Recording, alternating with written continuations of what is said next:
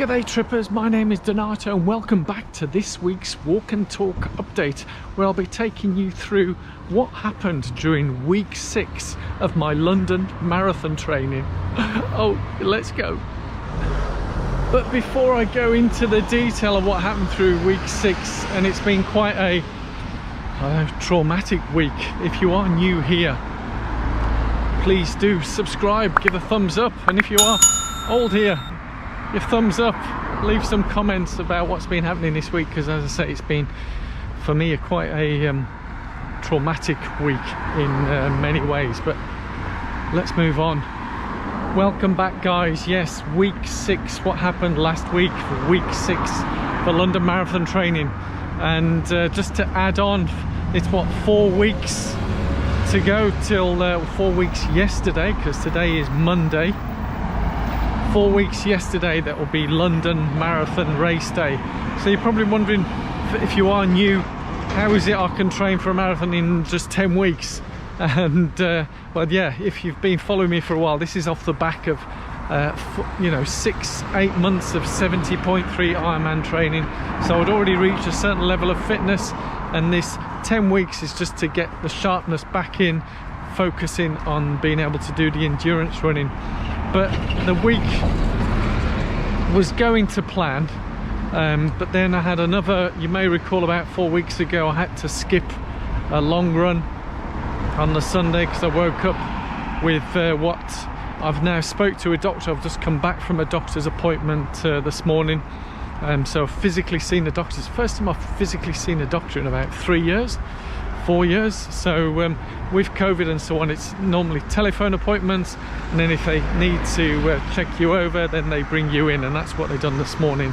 So unfortunately, as I say, 4 weeks ago, he's diagnosed I've got vertigo type symptoms, and I had another incident during the week, and I've gone a bit dizzy again. And even just then, when I was filming earlier, I nearly sort of fell over, because in terms of how I have my head and eyes. So I had to miss training run yesterday, Sunday.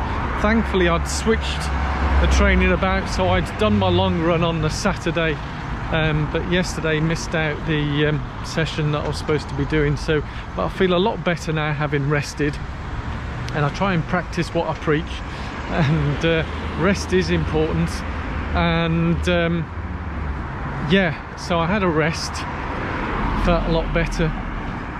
But in terms of the week, and I mentioned about the trauma, something happened during one of my training runs which I would never want to wish upon anyone. I did post it on one of my social channels, and because I found it such a traumatic experience that I just needed to get it out. And I did speak to a number of friends. I messaged a few friends about what happened. So I was out on one of my training runs, not a normal route that I do, just trying a different route along the canals, as I do enjoy running along the canals. They are such fun. And as I watch for the traffic, okay, cross over, and yeah, there's a guy, he looked like he was on his phone, and he was sort of waving me down as I was approaching him, and he was on the phone, and I found that the behaviour a bit different, but he basically stopped me, and he asked me to identify something in the canal, because he was on the phone to the police, and he asked me if I could identify what was floating in the canal. And what was floating in the canal was a dead body.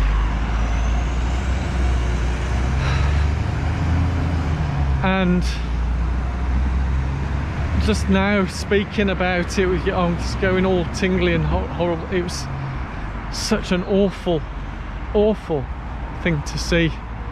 And I've worked professionally in the medical profession, so I've seen dead people before, but not in this situation. It was just floating in the canal, this dead person. I just felt awful. It really shook me, and even now, I mean, the guy saw my reaction or whatever, and he apologized to me. He says, oh, I'm really sorry to put you through that one, but it really puts things into perspective in terms of what we're doing, which, you know, with tiny things, what is important in our life. I mean, that person, some friends of mine, some on social as well, tweeted the news story about this and saying, was it this? And the police have put out items of clothes to try and identify the body, identify the person. But whoever that person was, whatever they'd been through, whatever it was, to end up like that, it's just awful. Awful, you know. Nobody deserves to die that way.